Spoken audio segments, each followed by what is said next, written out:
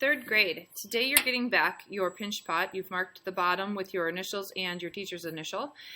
You are going to look around the room, and at each table, according to the color of the table, will be versions of that color. So for instance, at red table will be true red and raspberry whip. At orange table will be orange and possibly brown or black.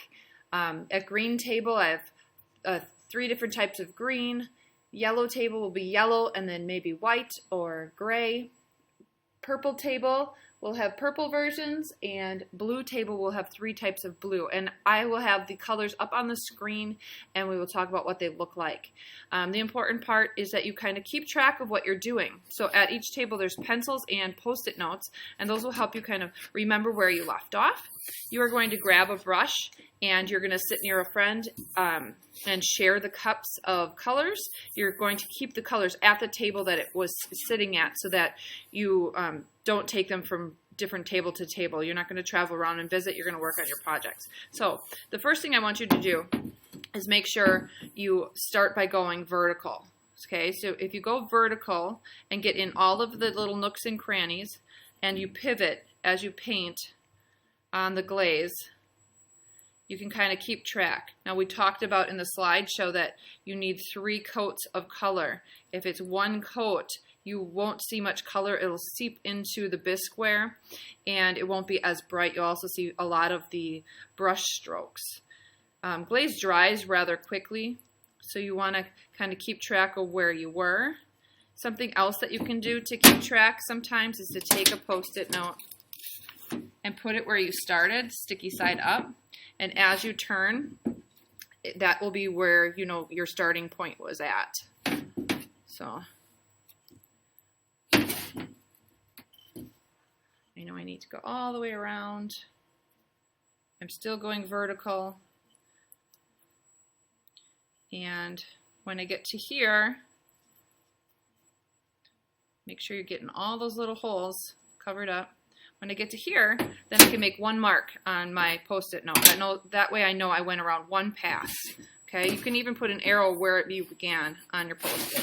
If you keep holding it to the bottom, or if the sticky stuff stays, then you will keep track of what you're doing. Then you're going to go horizontal,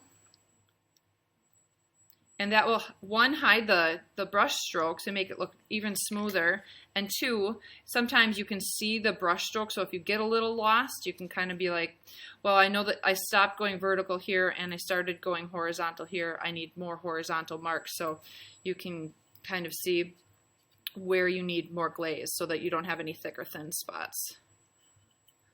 Notice I'm only doing the outside edge right now. I'm not doing the whole thing. If you do the whole thing, it gets a little confusing. I'm almost back to the beginning. You can see where my little arrow is. And then I'm going to make a mark of 2. And then I'm going to go around again. But I'm going to change directions 1 more time. I'm going to go vertical. I'm painting rather fast because I don't want you to have to sit through a whole video of glazing. I want you to be able to have time to do it yourself. Notice that I'm not glazing the bottom.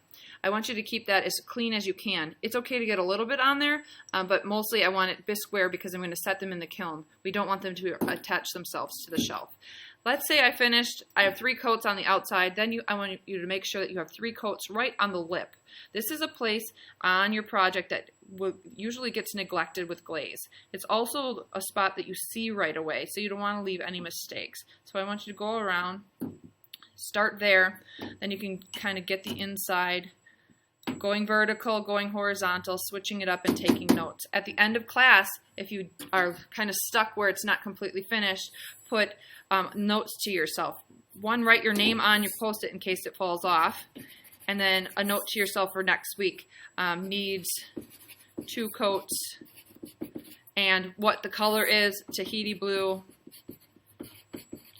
inside. And that way, the next time we have class, you know exactly where you left off. You can even take this Post-it, if it doesn't stay sticky, and put it like this, and I will call to collect the projects so I can put them in your cabinet.